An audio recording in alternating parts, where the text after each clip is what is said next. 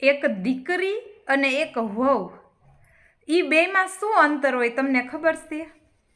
જો દીકરી ભૂલ કરે ને તો એ ભૂલ, અને જો વહુ ભૂલ કરે ને તો એ ગુનો. જો દીકરી જીદ કરશે ને તો એ જિદ્દી, અને જો વહુ જીદ કરશે ને તો એ ઘમંડી. દીકરી છે ને દીકરી, એ એના મનપસંદના કપડાં પહેરશે ને તો એ એનો શોખ, અને જો વહુ એના મનપસંદના કપડાં પહેરશે ને તો સાસરાવાળાના નિયમની બહાર. જો દીકરી છે ને દીકરી, એ કંઈક સારું કામ કરશે ને એટલે એ સમજદાર, ને જો વહુ કંઈક સારું કામ કરશે ને તો એ ચાલાક.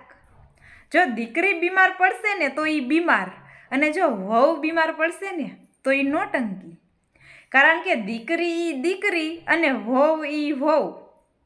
ઘર છે ને ઘર, એ કહેવાનું તો વહુનું છે, પણ એ ઘર હાલતું હોય તો એ દીકરીના કહેવાથી જ. જેટલી વાત વહુને નહીં ખબર હોય ને એ ઘરની, એટલી વાત દીકરીને ખબર હશે.